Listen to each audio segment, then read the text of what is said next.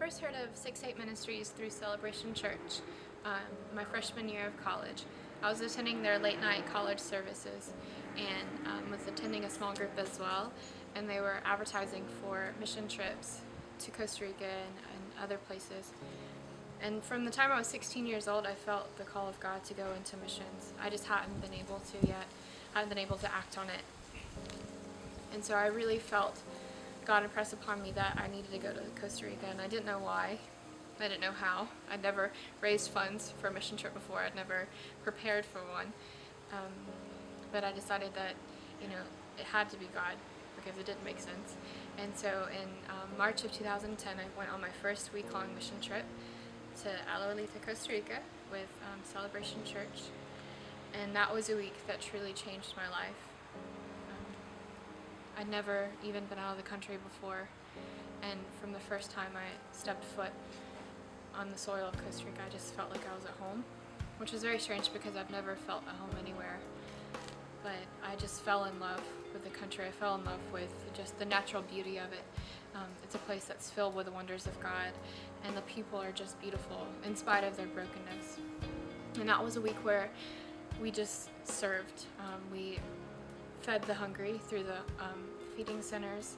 We played with kids in the streets.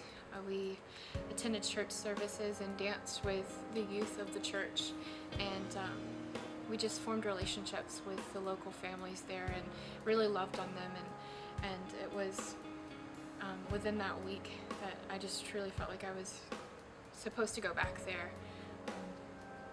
God just broke my heart for that country, and even on the plane ride home I was just crying because I felt this grief that I was leaving. I wanted to go back immediately, and so as soon as I got back to the States, I was a changed person, and I knew that that was the direction that God was taking me, that was where I was supposed to go.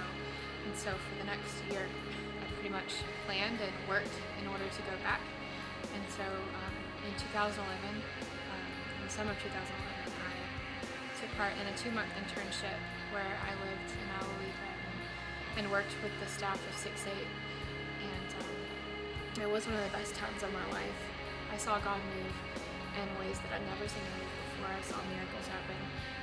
And I could just talk for hours about how God truly changed my heart, and how I saw God change the lives of others through homeless ministry, through the constructions of homes for the locals, through the church services. There were conferences for the men and the women and the children of that community, and there were people coming in and through the church and through 6-8 Ministries that were just speaking life into the people of that community and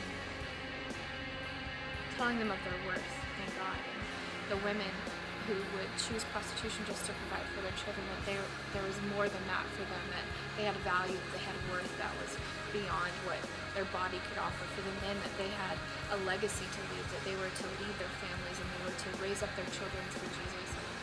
These truths that they had never heard before were being spoken by the staff of 6-8 and by the pastors of Celebration Church. And I just got to witness that as kids who were desperate for affection and love were given that. And it was just a wonderful thing to be a part of. And I saw people healed, I saw the hungry fed, and to say that it didn't change me would be a lie. Like, I just knew that it was where I was supposed to be. It was where I was supposed to be working. It was where I was supposed to spend at least a part of my life, giving up myself and giving up my time.